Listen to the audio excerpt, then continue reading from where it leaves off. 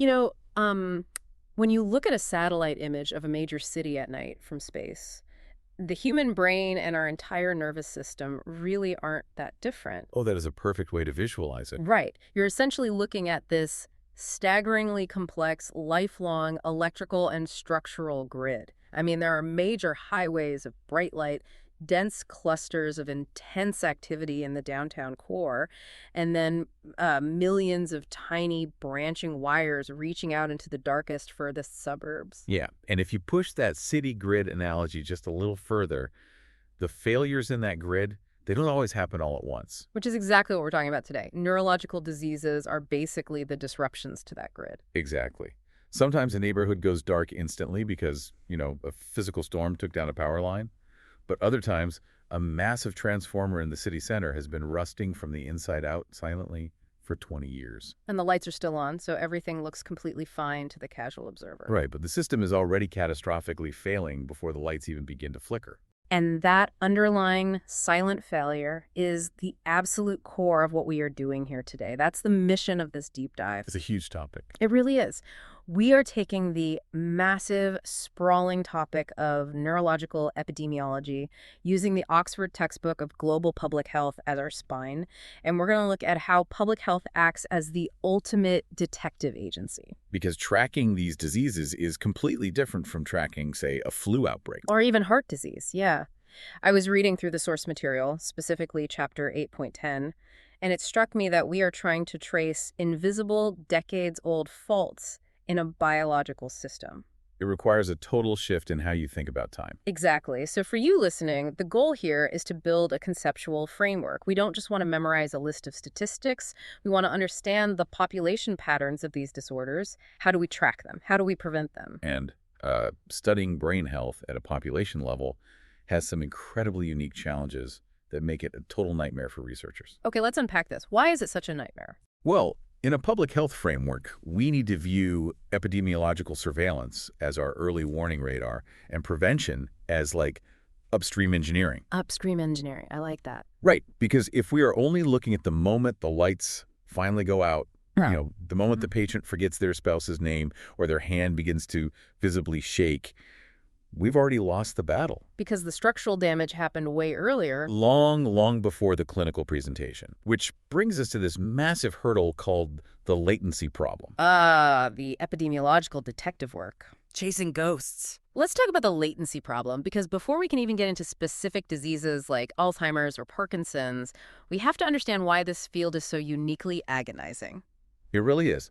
The latency problem is perhaps the defining characteristic of neurodegenerative epidemiology. For diseases like Parkinson's, you have massive preclinical periods. Like how massive are we talking? We are talking about a window of 10 to 25 years where the pathology, the actual physical damage to the brain cells, the toxic proteins building up, is actively occurring, but the patient feels completely normal.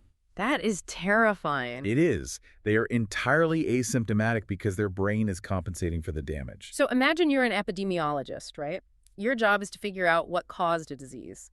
You find a patient diagnosed with Parkinson's today, and to find the root cause, you have to look backwards. You have to ask them, do you remember exactly how much of a specific agricultural pesticide you were exposed to on a farm back in 1998? Which is impossible. The exposure window is a chronological nightmare. Recall bias becomes a massive confounding variable. And furthermore, how do you determine if a risk factor actually caused a disease, or if a certain behavior was just an early silent symptom of the disease process that had already started? Wait, give me an example of that. How could a behavior be a symptom rather than a cause? Well, take depression and Alzheimer's. For a long time, epidemiologists noticed that people who developed late-life depression had a higher risk of going on to develop Alzheimer's a few years later. So they thought the depression caused the Alzheimer's. Exactly. The initial hypothesis was that the chemical imbalance of depression somehow causes the brain to degenerate. But with a 20-year latency period, it's highly likely it's the other way around. Oh, wow. The Alzheimer's pathology had been secretly destroying parts of the brain for 15 years. And the very first outward manifestation of that physical brain damage was a change in mood. Depression.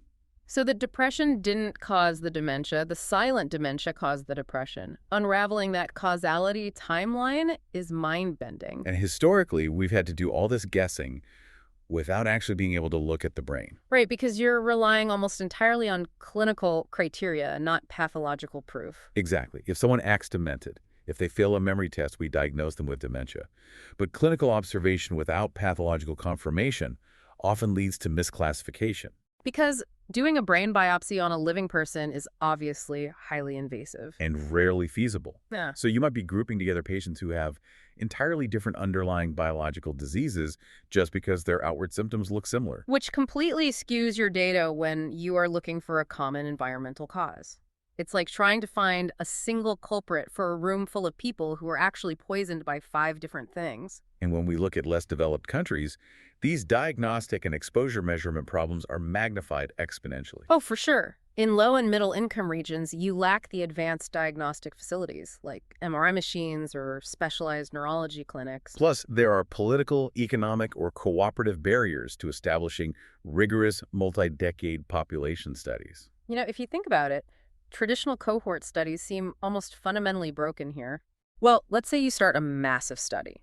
You take 10,000 perfectly healthy 50-year-olds, and you plan to track their diets and stress levels for 10 years to see what leads to dementia. But if half of them already have a silent 15-year neurodegenerative process brewing in their brains that you just can't see yet. Your entire study is compromised from day one. Exactly. You aren't studying healthy people. You're studying people who are already sick but just don't know it. This raises an important question, though. How do we adapt our science to catch the disease before the symptoms? And the answer is the rise of preclinical biomarkers. The new frontier. We are entering an era where we don't have to wait for clinical symptoms.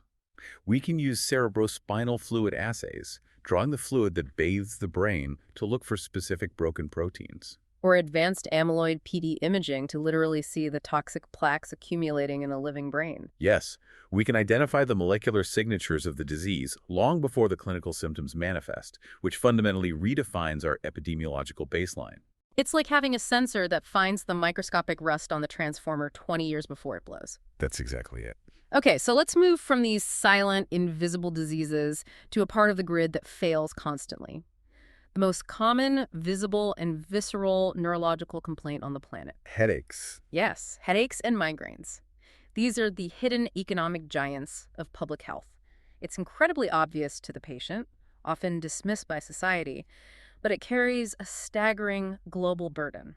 It's a massive burden, and it's severely under-resourced in terms of public health funding, largely because it's not typically fatal. But to understand the population data, we have to look at the International Classification of Headache Disorders, the ICHD. Right. They break idiopathic headaches, meaning headaches not caused by a tumor or secondary illness, down into several key categories. Before we list them, let's explain what is actually happening physically. What is a migraine, mechanically speaking? Mechanically, a migraine is not just a bad headache. It is a complex neurovascular event. It's an intense wave of altered brain activity, right? Yes, often starting deep in the brainstem, which then triggers the release of inflammatory neuropeptides. These chemicals cause the blood vessels around the brain to dilate and become intensely inflamed. And then the trigeminal nerve picks that up. Exactly. The trigeminal nerve supplies sensation to the face and head. It picks up this inflammation and sends agonizing pain signals back to the brain. So the wiring itself is actively inflamed and screaming. According to the ICHD, first there's migraine without aura. Yes, this is an episodic headache, usually lasting anywhere from 4 to 72 hours. It is often unilateral, meaning the pain is isolated to one side of the head. Usually a pulsing or throbbing quality. And frequently accompanied by severe nausea and sensitivity to light and sound. And then you have migraine with aura, which is the one that really fascinates me. The headache is preceded by an alteration in neurological function, usually starting about 20 minutes before the pain hits. Right. But what exactly is an aura? Because it's not just a feeling of, uh-oh, I have a headache coming. Right. Not at all. An aura is a profound physical electrical disturbance in the brain. It's believed to be caused by a phenomenon called cortical spreading depression. Cortical spreading depression. Imagine a slow-moving wave of electrical static moving across the surface of the brain, followed by a wave of depressed activity. So if that wave moves across the visual cortex at the back of the brain, the patient experiences visual disturbances, like scintillating scotomas. Yes, a scotoma is a blind spot, and scintillating means it shimmers or flashes. So patients see these jagged, shimmering zigzag lines expanding across their vision, leaving a blind spot in their wake. And if the electrical wave moves across the sensory cortex, They might feel intense tingling or numbness spreading up their arm and into their face, and if it hits the language centers, they might experience temporary aphasia. where they perfectly understand what is happening but suddenly cannot find their words to speak. Exactly. It is a profound, temporary neurological deficit that acts as an early warning siren before the pain begins. That is terrifying if you don't know what's happening to you. It literally sounds like a stroke. It really does. And those are just the migraines? What about the other classifications? Well, the most prevalent by far are tension-type headaches. These are fundamentally different. They're typically described as a dull, non-pulsing pressure band wrapping around the entire head. So no severe nausea or auras. Right. They can last for days, but lack the severe neurological symptoms of migraines. And then the rarest but most brutal classification. Cluster headaches. These are abrupt, incredibly severe, tearing pains, almost always focused directly behind one eye. Hence the name cluster. They happen in groups. Right, striking 1 to 8 times a day for weeks or months and then vanishing for a year. The pain is so intense, it's sometimes colloquially called the suicide headache. Wow. Patients don't want to lie down in a dark room like a migraineur. They often pace frantically, sometimes even banging their heads against a wall. So looking at the epidemiological numbers from our sources, the scale of all this is just staggering. The 1-year prevalence for migraines, meaning the percentage of the population that will have a migraine this year, is about 12%. And it peaks right in the prime of life, between ages 30 to 39. And tension headaches. Up to 89% of people will experience them at some point. But there's also a massive genetic component here that I think most people don't fully appreciate. The genetic loading is highly significant. Because you might think your migraine is just from a stressful day at work, but the data tells a different story. If we look at twin studies, which are the gold standard for separating genetics from environment, monozygotic or identical twins, show a 34% concordance for migraine with aura. Compare that to just 12% for dizygotic or fraternal twins. Furthermore, if you have first-degree relatives with severe early-onset migraines, your personal risk jumps by 2.5 times. That genetic loading is huge. But obviously, since concordance isn't 100% even in identical twins, it has to interact heavily with environmental stressors. Yes, things like sleep deprivation, dietary triggers, hormonal fluctuations. But the sheer scale of the affliction creates a public health crisis. In the U.S. alone, migraines cause an estimated 150 million missed workdays annually. The economic cost is up to $17 billion. What is crucial here from a public health perspective is understanding how a single patient's disease evolves over their lifespan. Because a person's headaches don't just stay in one tidy diagnostic box. Right. What stands out to me is how a patient's story changes. You might see classic textbook migraines with severe auras in a patient's youth, but by the time they reach middle age, those distinct episodic migraines transition into a chronic, dull, daily tension-type headache. Why does that happen? Often, ironically, this chronification is driven by the very treatments meant to help. It's a massive epidemiological phenomenon known as medication overuse headache. Medication overuse. The patient takes acute painkillers over the counter, NSAIDs, or specific migraine drugs like triptans, so frequently to fight off the attacks that the brain's pain receptors actually upregulate and become hypersensitive, So when the medication wears off, the brain triggers a rebound headache. prompting the patient to take more medication, creating a vicious daily cycle of pain. And this highlights an important conceptual framework for you listeners out there. We need to define the difference between a hazard and a risk. Yes, this is a core public health concept. The hazard is the underlying biological tendency, the genetic blueprint that makes your brain susceptible to cortical spreading depression or trigeminal nerve inflammation. But the risk. The risk encompasses the actual likelihood of that hazard causing functional impairment over time. If you have the hazard of migraines, but you learn to manage your sleep, avoid triggers, and prevent medication overuse, your public health risk of long-term disability is low. But because of its massive prevalence, and because it peaks during our most productive middle years, migraine accounts for a monumental loss of years of healthy life. It is the 12th leading cause of years of healthy life lost for women worldwide. It's not just a passing pain, it is a chronic drain on human potential, a drain on the software of the brain. But what happens when the hardware itself takes a sudden physical hit? That brings us to traumatic brain injury. Yes, Section 3, TBI. If a migraine is a software glitch in the grid, a TBI is a sudden smash to the physical infrastructure, a tree falling on the power lines. And the epidemiological data here reveals this truly tragic bimodal distribution of who is getting hit the hardest. Mechanistically, we must divide TBIs into two primary categories. You have penetrating injuries, where a physical object, like a bullet or shrapnel, actually breaches the skull and destroys brain tissue. And then you have closed head injuries. Right, like concussions from blunt force trauma, falls, or car accidents. And it's the closed head injuries that really require explanation, because the damage isn't just the initial impact. The textbook emphasizes that the public health focus must be on preventing the secondary damage. Walk me through the physics of what actually happens inside the skull during a severe car crash. The initial impact is called a coup contre coup injury. The head suddenly stops moving, but the brain, which is floating in fluid, keeps moving forward, smashing into the front of the rough, bony skull and then rebounding and smashing into the back. So that physical bruising is the primary injury. But the secondary cascade is often what kills or disables the patient. What does that cascade look like? Well, in about 30% of severe cases, you get cerebral vasospasm. The blood vessels inside the brain literally clamp down in shock, severely restricting cerebral blood flow. Which causes ischemia, oxygen starvation to the brain tissue. Then you get severe edema. The brain swells in response to the trauma, but because the skull is a rigid closed box, the swelling has nowhere to go. The pressure just crushes healthy brain tissue against the bone, and then there's the wiring damage. Yes, diffuse axonal injury. This is microscopic but devastating. When the brain rapidly accelerates and decelerates, the different densities of brain tissue move at different speeds. The gray matter and the white matter slide against each other. Exactly. This physical shearing force literally stretches and tears the long microscopic axons, the white matter tracks that act as the communication cables connecting different parts of the brain. It's like taking a thick bundle of fiber optic cables and twisting them violently. The outer casing might look fine, but thousands of internal glass fibers just snapped. That's a great way to picture it.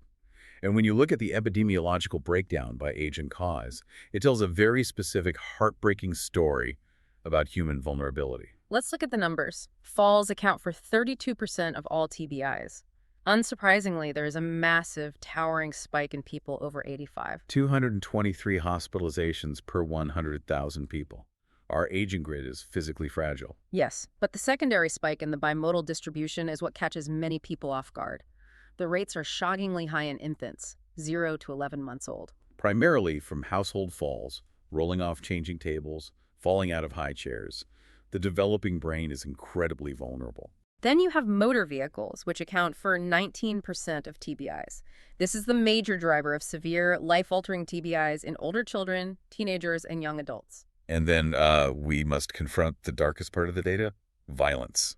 Yeah, violence accounts for about 10% of all TBIs.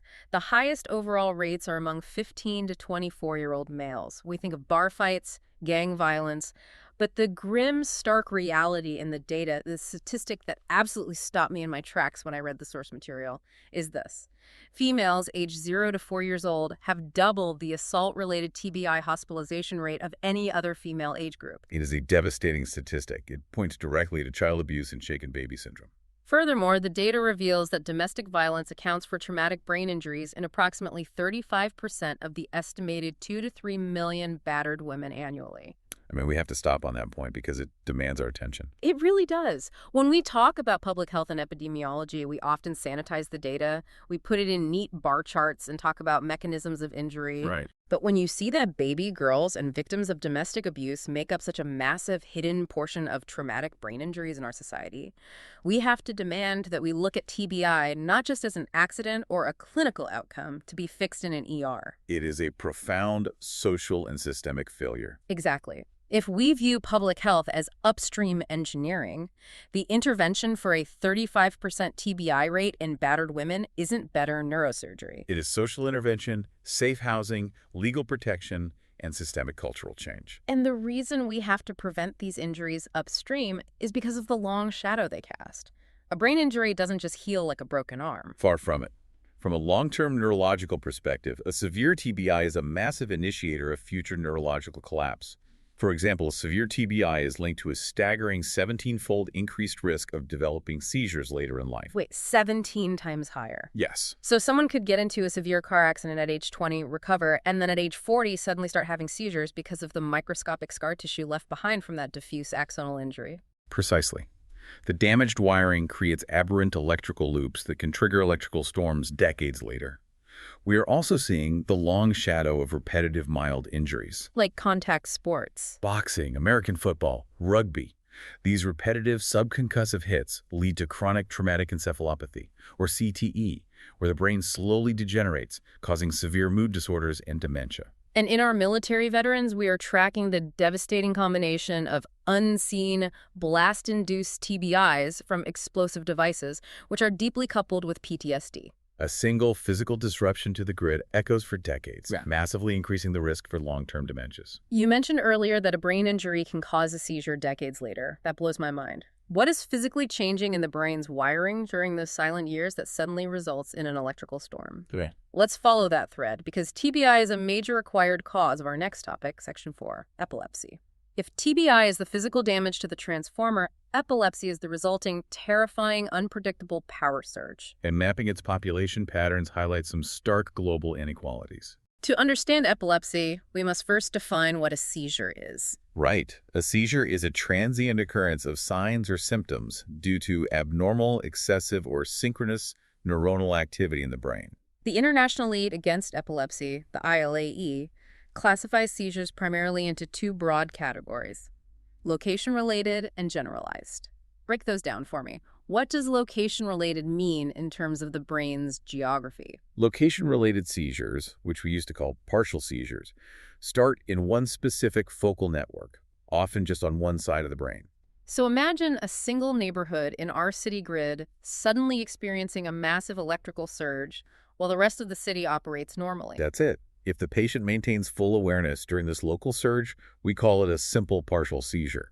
They might just experience an uncontrollable twitching in one hand or a sudden, strange metallic taste. But if that local surge impairs their consciousness, If they seem awake but are unresponsive, perhaps picking at their clothes or making chewing motions, we call it a complex partial seizure. and generalized seizures, that implies the whole city grid goes haywire at once. Exactly. Generalized seizures engage widespread bilateral networks from the very onset. The electrical storm erupts across both hemispheres of the brain simultaneously. These include your classic tonic-clonic seizures. Let's explain what tonic-clonic actually looks like and why it happens, because this is what most people picture when they hear the word seizure. When we say tonic-clonic, imagine the brain's inhibitory system, the brakes that keep our electrical signals regulated, completely failing. The tonic phase happens first. Yes, every single muscle in the body receives a maximum contraction signal at the exact same time. The patient loses consciousness, their body goes completely, rigidly stiff like a board, and they fall. And then the clonic phase follows immediately after. This is the brain desperately trying to reboot and reestablish the inhibitory brakes. It results in massive, rhythmic, violent jerking of the limbs. It is terrifying to witness. And there are other generalized forms too, right? Like absent seizures. Yes, absent seizures are common in children.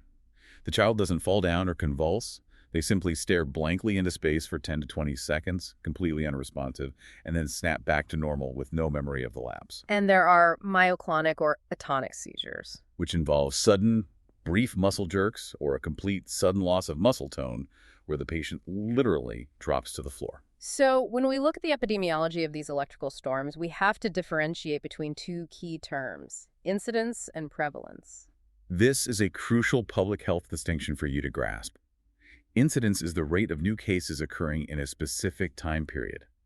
Prevalence is the total number of people currently living with the disease. The overall global incidence of epilepsy is about 50.4 new cases per 100,000 people every year.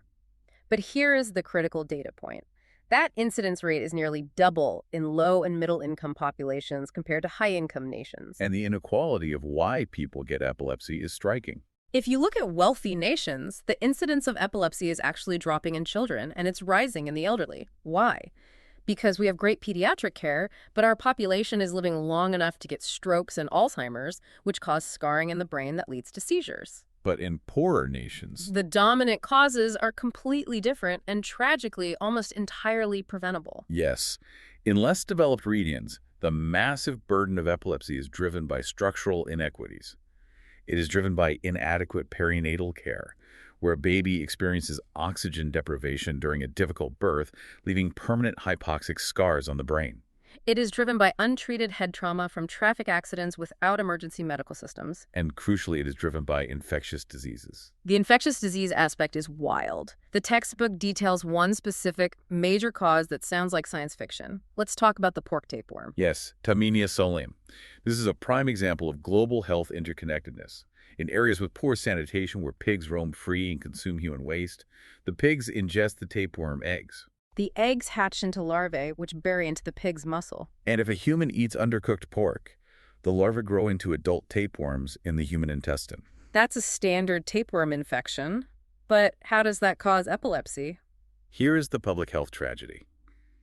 If a human, due to poor hand washing and sanitation, accidentally ingests the microscopic tapeworm eggs directly from human feces, the human body acts like the pig. Oh, wow. The eggs hatch in the human stomach, and the microscopic larvae migrate through the bloodstream. They frequently cross the blood-brain barrier and lodge themselves into the physical tissue of the human brain. There they form cysts. This condition is called neurocystis. So you literally have hundreds of microscopic tapeworm cysts calcifying inside the gray matter of the brain. Exactly, and the brain's immune system attacks these cysts, creating massive inflammation and scarring.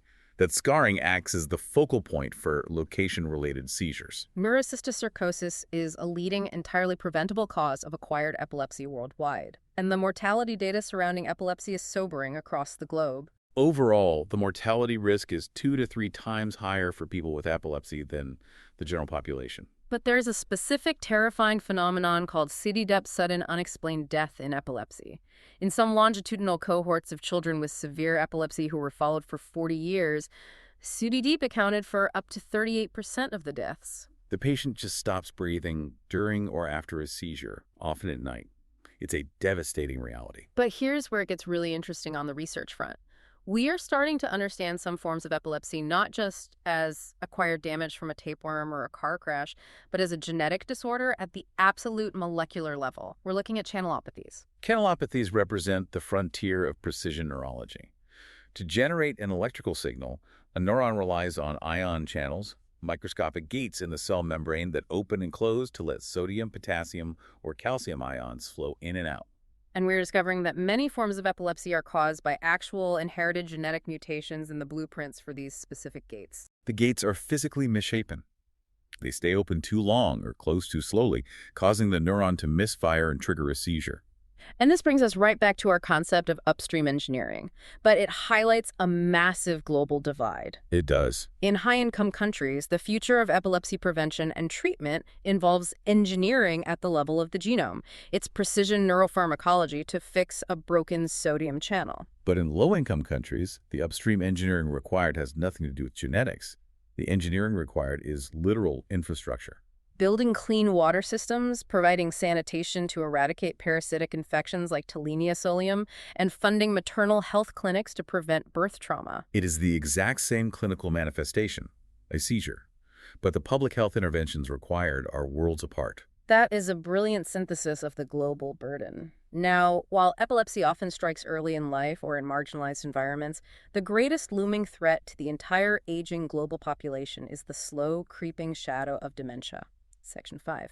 We are looking at an imminent demographic wave that is almost hard to wrap your head around. The numbers are staggering. In 2010, an estimated 35.6 million people had dementia worldwide.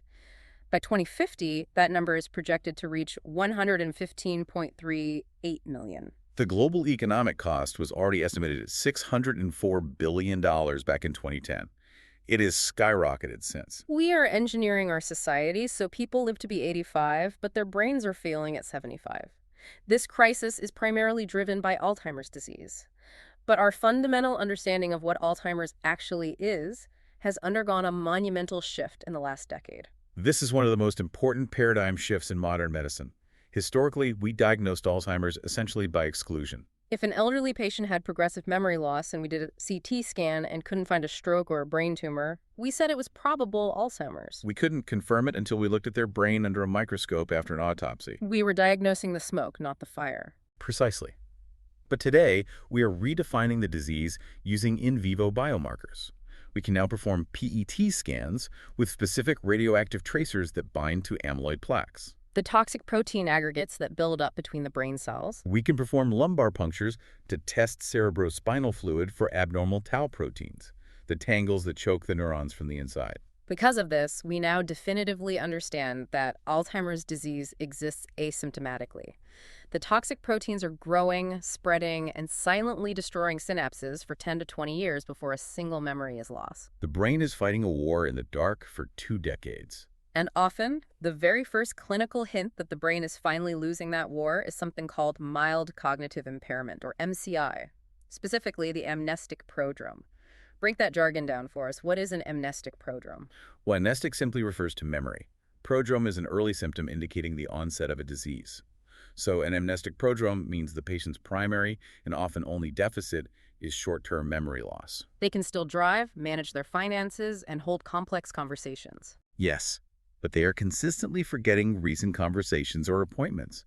Their cognitive tests show a specific, measurable dip in memory recall, while their other cognitive domains like language and spatial awareness remain perfectly intact. This is the precipice. This massive 20-year silent window finally explains the spectacular failures of early environmental epidemiology. Oh, absolutely. You read the history of Alzheimer's research, and it's just a graveyard of failed observational studies and massive clinical trials that went nowhere. Let's talk about why they failed. Why did we think NSAIDs or estrogen would cure Alzheimer's? The failures are deeply instructive.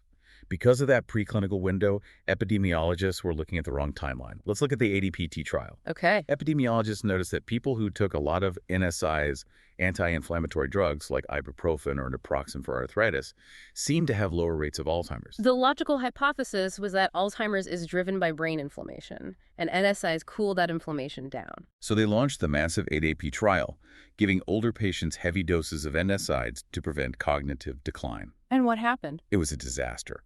The trial had to be stopped early because the high doses of NSAIDs were causing cardiovascular events, heart attacks, and strokes without showing any measurable benefit in protecting cognition. And what about the WIMS trial? I found this one even more shocking. The WIMS trial investigated hormone replacement therapy.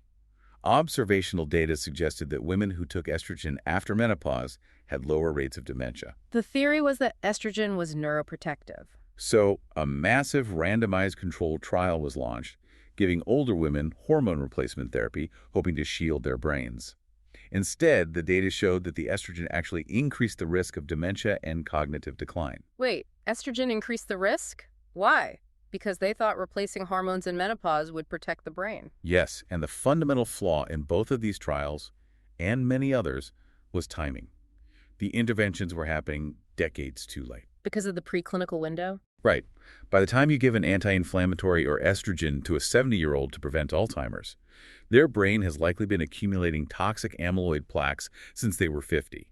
The pathological cascade had long since passed the point of no return. You are pouring a bucket of water on a house that has already burned down to the foundation. Exactly. So if environmental and pharmaceutical interventions are a tricky puzzle, what about genetics? We know the DNA blueprint dictates a lot here. Genetics load the dice heavily. The APOE gene is the classic example. It codes for a protein that helps carry cholesterol in the brain.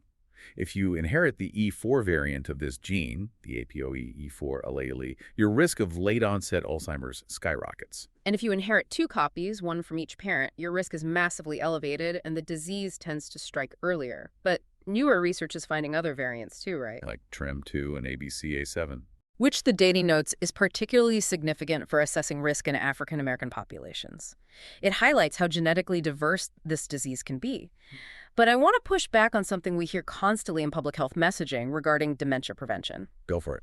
Every magazine article tells you to stay sharp, do crossword puzzles, learn a new language, get a higher education. Wait, does getting a PhD actually protect my physical brain cells from toxic amyloid proteins? Or does it just make me better at faking my way through a cognitive test until the physical pathology finally overwhelms me? That is the perfect question, and it strikes at the heart of a concept called cognitive reserve. To answer your question bluntly, it is likely the latter. Wow. Doing crosswords or getting a PhD does not stop the biological accumulation of amyloid plaques. The toxic proteins still build up. So why do highly educated people seem to stave off dementia longer? Because high educational attainment, bilingualism, or engaging in complex occupational histories physically builds denser, more robust synaptic networks in the brain. You have more redundant wiring. That is the reserve. So when the toxic amyloid and tau proteins begin destroying synapses, someone with high cognitive reserve can physically route their thoughts around the microscopic damage for years. They use alternate neural pathways to arrive at the same memory, maintaining outward normal function. So they're essentially hiding the disease from the outside world. Yes, but they are not immune. Because their brain is so good at compensating, by the time the pathology finally reaches a critical threshold and destroys those backup pathways, the underlying brain damage is massive. Therefore, when someone with high cognitive reserve finally begins to show clinical symptoms of dementia, their cognitive decline is often precipitous and rapid. The dam finally breaks. Exactly. And it's also vital to remember that Alzheimer's rarely exists in a vacuum. In a textbook, we study pure Alzheimer's. But in the real world, community-dwelling older adults usually have commingling pathologies. Let's talk about vascular dementia. Vascular dementia, or VAD, is incredibly common and often coexists with Alzheimer's. While Alzheimer's is a protein-folding disease, vascular dementia is a plumbing problem. It is caused by chronic reduced blood flow to the brain, often due to atherosclerosis, or a series of tiny, silent microstrokes that destroy small pockets of brain tissue over time. And unlike Alzheimer's, which is a smooth downward curve of memory loss, vascular dementia often presents as a stepwise decline. The patient is stable, they have a silent microstroke, their cognition drops a step, they stabilize again, and then drop another step. And there is no single pathological gold standard to diagnose it because the vascular damage can happen anywhere in the brain, causing different symptoms. And we can't forget the other major dementias beyond Alzheimer's and vascular issues. Lewy body disease, or DLB. This one is horrifying because patients often suffer from early visual hallucinations and severe REM sleep behavior disorders, where they physically act out their violent dreams long before the memory loss gets severe. The protein misfolding here is alpha-synuclein, the same protein involved in Parkinson's. Exactly. And then you have frontotemporal lobar degeneration, FTLD. This frequently hits younger patients, often in their 50s, and it doesn't primarily present with memory loss. It presents with profound behavioral changes. The frontal lobes, which govern our personality, empathy, and social restraint, degenerate first. Patients might suddenly become apathetic, make wildly inappropriate sexual comments, or lose all financial judgment. This is driven by entirely different misfolded proteins, like TDP-43, rather than just tau or amyloid. The central nervous system is essentially a fortress under siege by different specific misfolded proteins. It is. But what happens when we look away from the brain and spinal cord? What happens when the furthest, thinnest wiring of the grid begins to fail? That brings us to section 6. Peripheral neuropathies. It's fraying at the edges. Exactly. We've been deep inside the central grid, but this is about the fraying at the extreme edges. I always compare peripheral neuropathy to a sprawling city losing power in its farthest, most remote suburbs first. The long transmission wires fail before the short ones. That analogy is anatomically and biologically accurate. The peripheral nervous system connects the brain and spinal cord to the rest of the body, and some of these nerves are astonishingly long. The longest axons in the human body are single, continuous cells that run from the base of your lower spine all the way down your leg to the tip of your big toe. A single cell that is 3 feet long. Yes. And maintaining the health of a microscopic cell over that immense length requires incredible metabolic energy. The cell body in the spine has to constantly ship proteins and nutrients all the way down the axon to the toe. When there is a systemic issue, a toxin, a lack of blood flow, a metabolic crisis, these long nerves are simply the most vulnerable. They starve first. So the clinical presentation typically follows a length-dependent pattern. Precisely. The symptoms almost always start in the feet. Patients feel tingling, numbness, or a burning pain in their toes. Over months or years, the symptoms slowly ascend the leg. By the time the numbness reaches the knees, the next longest nerves in the body, the ones running from the neck to the fingertips, start to fail. So the patient begins to feel numbness in their hands. This is classically called the stocking glove distribution. And it's not just sensory loss, right? It's not just feeling numb. No, it affects all types of nerve fibers. You see sensory loss and intense neuropathic pain. But you also see motor fiber damage, leading to physical weakness. As the tiny muscles in the foot lose their nerve supply, they atrophy, which can lead to structural foot changes like pes cavus, extremely high, rigid arches. And then there is autonomic failure. The nerves controlling your blood vessels fail, resulting in postural hypotension, where you pass out when you stand up because your blood vessels can't constrict to pump blood to your brain. Or the nerves to your gut fail, causing severe digestive issues. To figure out exactly what is going wrong, clinicians use a brilliant diagnostic tool called EMG electromyography and nerve conduction studies. It's essentially sending tiny electrical shocks down the nerve to see how fast and how strong the signal travels. And it can tell you exactly how the wire is breaking. Is the biological insulation the myelin stripped off? The signal will travel very slowly. That's a demyelinating neuropathy. Or is the copper wire itself, the axon, actually broken? The signal travels at a normal speed, but the voltage is incredibly weak. That's axonal damage. It is elegant diagnostic engineering. But let's look at the epidemiology. You can have a localized neuropathy where just one nerve is pinched. The most famous is carpal tunnel syndrome, where the median nerve is compressed as it passes through the wrist. We always think of carpal tunnel as an occupational hazard. Yeah. It's from too much typing or using a jackhammer, right? We blame the environment. But the data in the textbook has a totally surprising fact. Genetics account for 50% of your risk for carpal tunnel syndrome. The heritability is nearly 0.46. Think about that. You might be blaming your keyboard at work for your wrist pain, but the data shows half of your risk was handed down to you in your DNA by your parents. It dictates the physical size of the tunnel in your wrist bones or the susceptibility of your connective tissue to inflammation. It is a striking reminder that our physical inherited structure dictates our environmental vulnerabilities. However, when we look at widespread systemic polyneuropathies, where all the nerves in the body are failing at once, systemic causes completely dominate the data. And the undisputed king of peripheral neuropathy globally is diabetes. Yes. Diabetes destroys the peripheral grid through two primary mechanisms. First, microvascular disease. The high blood sugar damages the vasa nervorum, the microscopic blood vessels that feed the nerves themselves. The nerves literally choke to death from a lack of oxygen. Second, the chronic hyperglycemia, the high sugar levels, directly damages the nerve fibers through toxic metabolic pathways. We also see major infectious causes globally. HIV is a massive driver of neuropathy. Guillain-Barré syndrome is a terrifying one. It's an autoimmune reaction, often following a simple stomach bug or respiratory infection, where the immune system suddenly decides to attack and strip the myelin insulation off the peripheral nerves, leading to rapid ascending paralysis over a few days. And then there is leprosy, which sounds ancient, but remains a massive cause of infectious peripheral nerve destruction and resulting amputations in the developing world. And sometimes the epidemiology points to a purely environmental deficit. This requires intense, rapid public health detective work. It's like the Cuban epidemic. The textbook details this fascinating, almost unbelievable epidemic in Cuba between 1992 and 1993. Walk me through this mystery. It is a classic epidemiological thriller. In 1992, perfectly healthy people in Cuba began showing up at clinics with rapid onset peripheral neuropathy. Their feet and hands were going numb. More terrifyingly, many developed optic neuropathy. The nerve connecting the eye to the brain was failing, and they were rapidly going blind. And it wasn't just a few people. It exploded.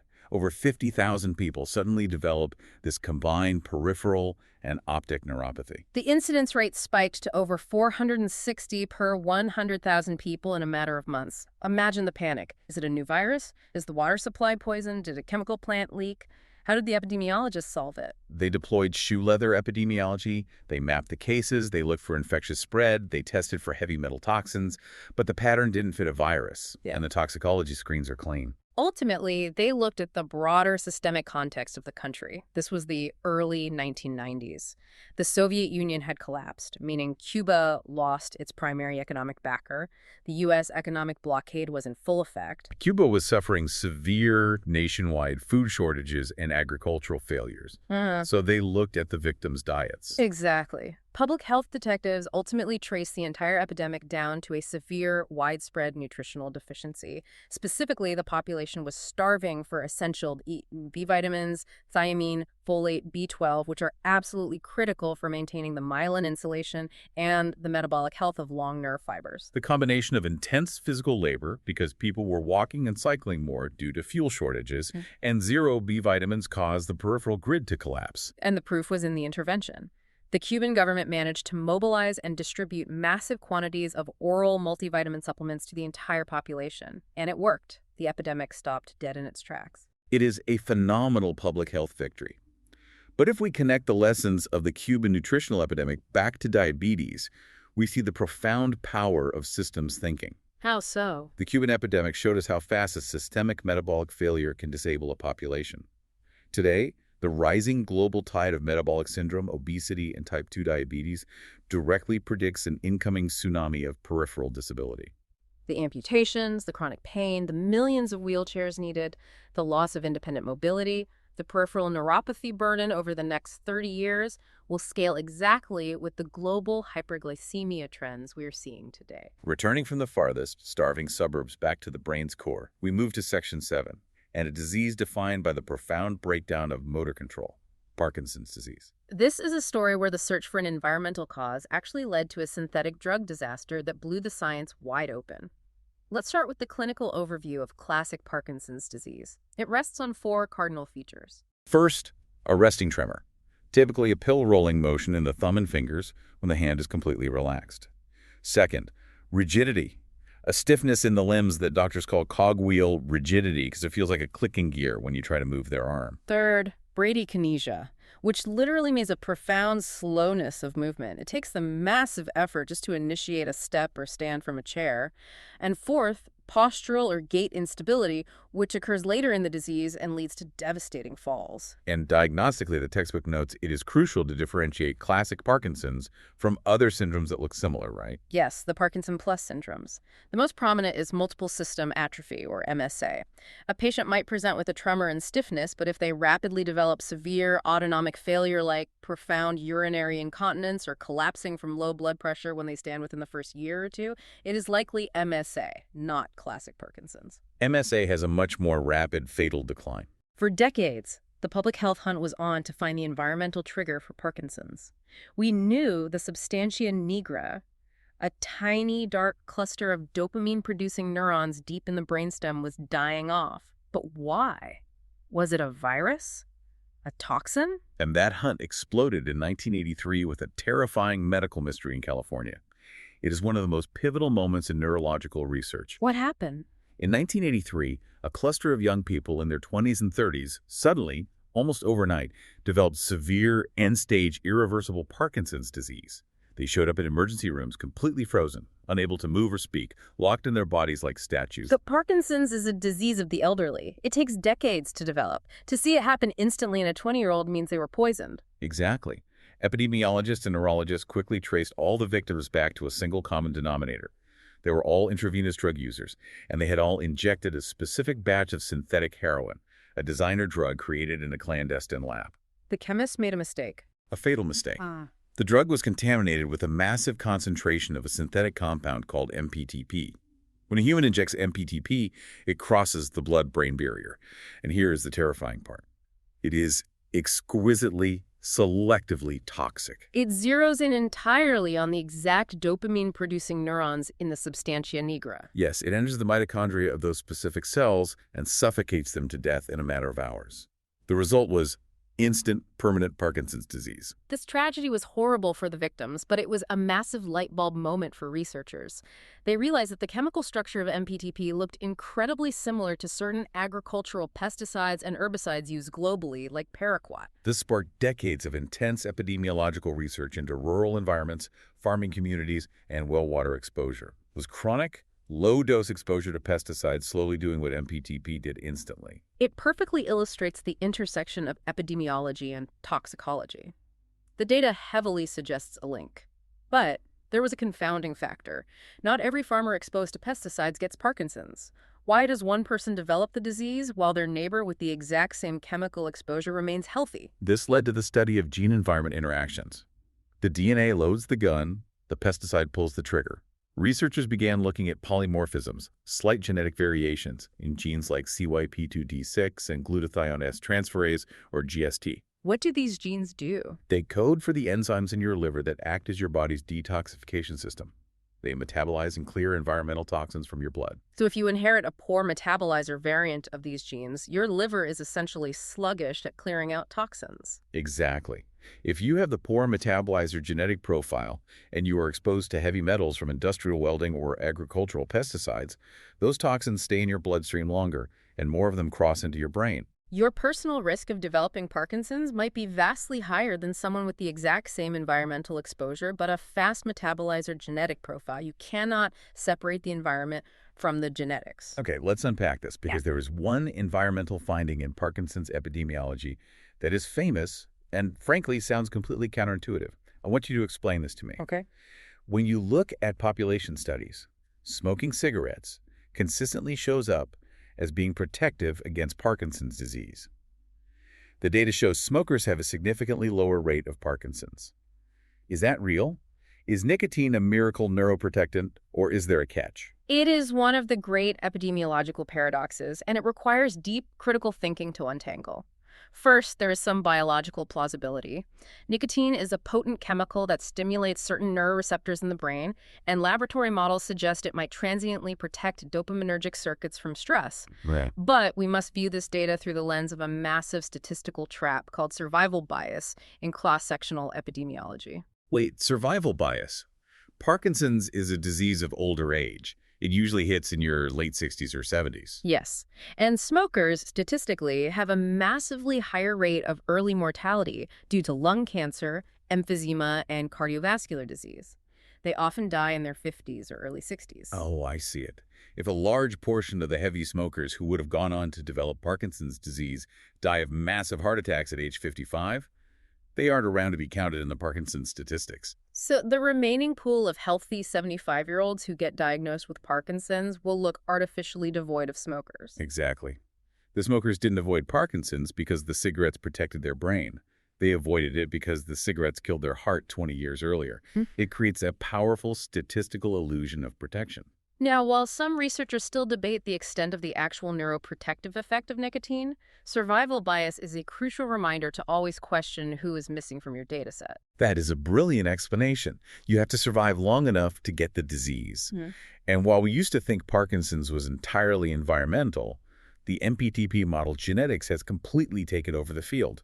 We now know that inherited mutations in genes like GBA, PRK2, PNK1, and LRK2 explain a massive portion of the disease risk. We are mapping the exact protein folding failures. Which transitions us to a disease where it is not just a misfolded protein failing inside the cell, but the body's own defense system going rogue and attacking the grid from the outside. Section 8. Multiple sclerosis, the demyelinating enigma. If Parkinson's is the loss of dopamine, MS is the immune system actively attacking the myelin, the fatty biological insulation tightly wrapped around the wiring of our central nervous system grid. Clinically, MS is highly variable because the immune system can attack the insulation anywhere in the brain or spinal cord, but it most commonly presents as a relapsing remitting disease. A patient, often a young adult, might have a sudden attack.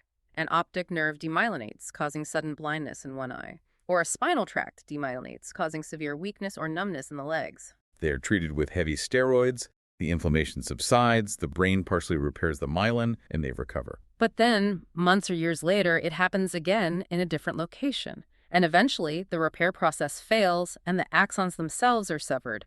The disease often transitions into a primary or secondary progressive form where the disability accumulates continuously without recovery. To definitively diagnose this, neurologists rely on the McDonald criteria. This is a framework that incorporates clinical symptoms, cerebrospinal fluid analysis looking for immune proteins called oligoclonal bands, and crucially, MRI scans. The McDonald criteria requires proving that the demyelinating lesions are disseminated in both time and space, meaning you have to prove that different parts of the brain were damaged at different distinct times. It's not just one massive single attack like a stroke. But what is truly captivating to me about MS is its shifting epidemiological map. It is changing in real time. Historically, MS prevalence was inextricably linked to geography, specifically latitude. The further you lived from the equator, say, in Northern Europe, Canada, or the Northern United States, the higher your risk. If you lived near the equator, MS was incredibly rare. But over the last few decades, that strict latitude gradient is fading. Disease rates are rising disproportionately in southern, sunnier regions. And the demographics are shifting violently, too. A century ago, MS was relatively balanced between men and women, maybe a slight female prevalence. Today, the female-to-male ratio is skyrocketing. It is increasing by roughly 0.85% every single year. It is becoming overwhelmingly a disease of women. So we have to ask the epidemiological question. What does this all mean? How does a disease profile physically change its gender preference and its geographic map over a single century? Human DNA doesn't mutate that fast. It has to be environmental suspects interacting with a genetic baseline. The environment of modern humanity has changed drastically in 100 years. Exactly. The genetic susceptibility is clear. We know that inheriting specific HLA-DRB1 alleles in the major histocompatibility complex strongly increases your risk. But the rapid shifts point to environmental triggers acting on those genes. The old latitude gradient heavily pointed us towards sunlight and vitamin D. Because humans make vitamin D through sun exposure on their skin. Northern latitudes mean less sun, lower vitamin D, and historically, higher MS rates. Yes. And massive cohort studies of military recruits prove this. They analyzed blood serum drawn from thousands of healthy recruits when they entered the military.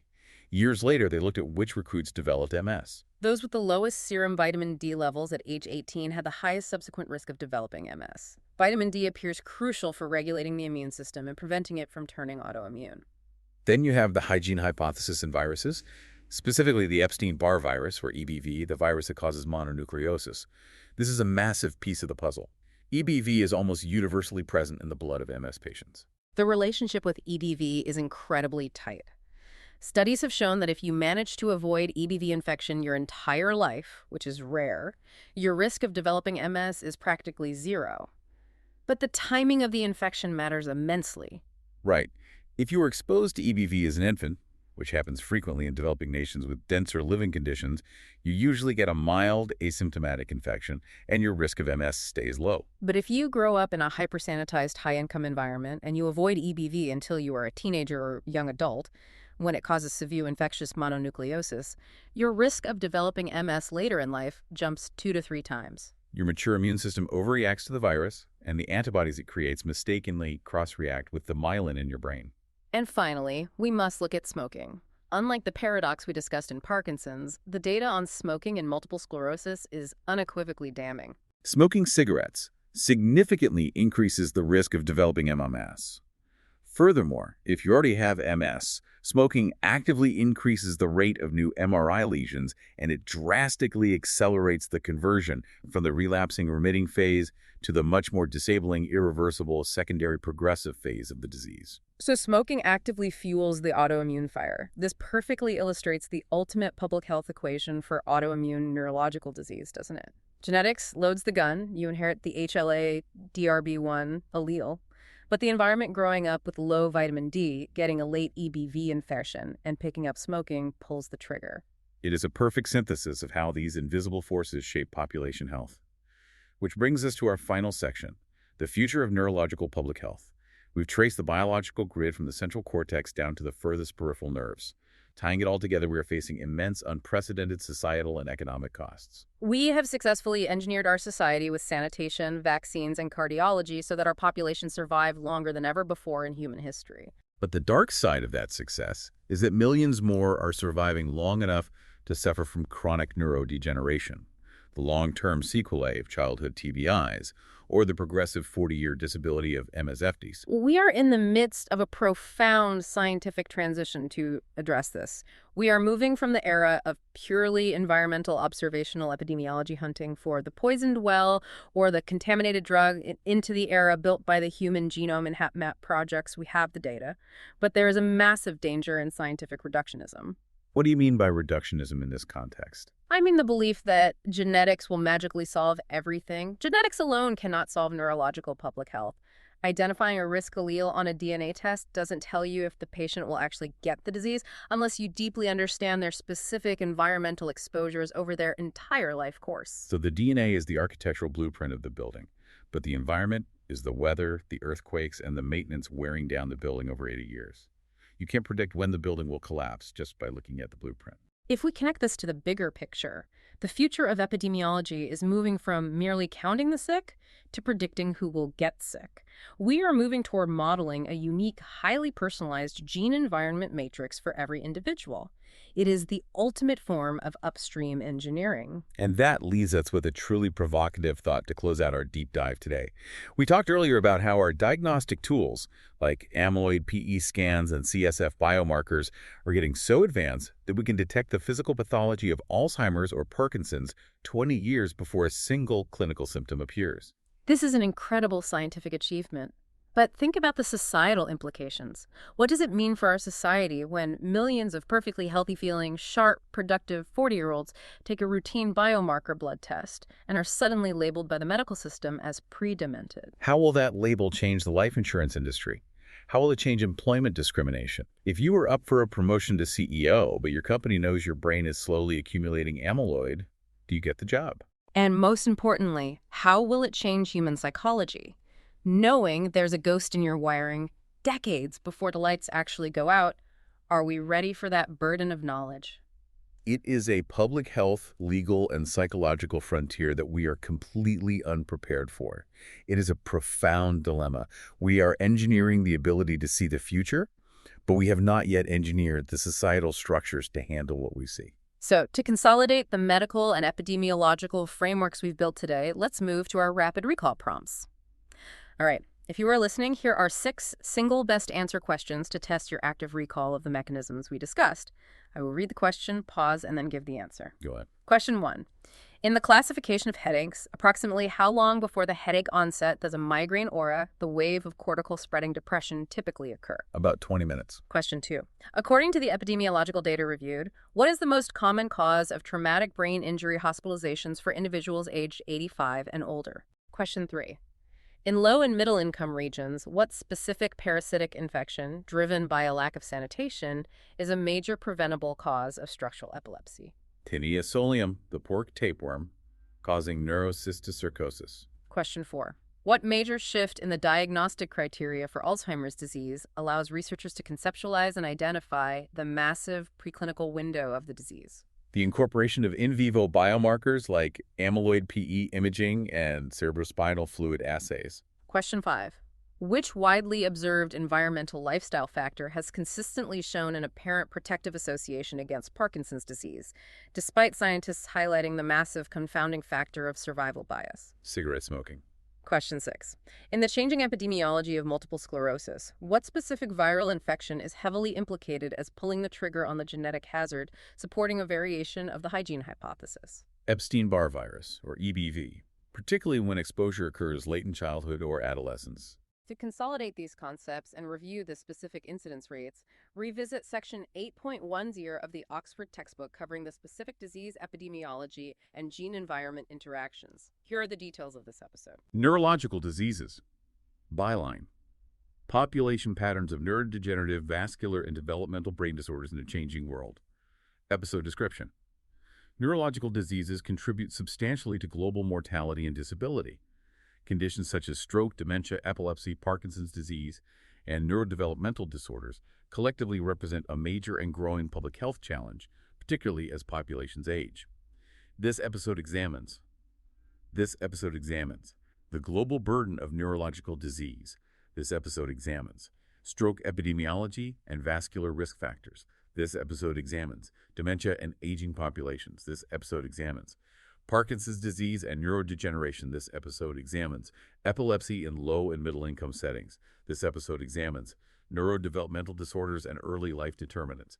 This episode examines environmental and occupational exposures. This episode examines access to neurological care and workforce gaps. This episode examines long-term disability and caregiver burden. This episode examines neurological conditions often involve complex, long-term trajectories requiring coordinated care across health and social systems. Stroke prevention intersects with cardiovascular risk reduction, while dementia prevalence reflects demographic transition and longevity. This episode examines The episode highlights both prevention opportunities, including hypertension control and early intervention, and the profound societal implications of neurological disability. This episode examines. Brain health is shaped by vascular, metabolic, environmental, and social forces across the life course. This episode examines. Leoralanus. This episode examines. Key takeaways. This episode examines. Neurological diseases are major contributors to global disability and mortality. This episode examines. Aging populations are increasing dementia prevalence. This episode examines. Stroke prevention depends on cardiovascular risk management. This episode examines. Epilepsy care gaps remain significant in low-income settings. This episode examines. Early life conditions influence neurodevelopmental outcomes. This episode examines. While long-term care demands substantial social and economic resources. This episode examines. Brain health is influenced by life course determinants.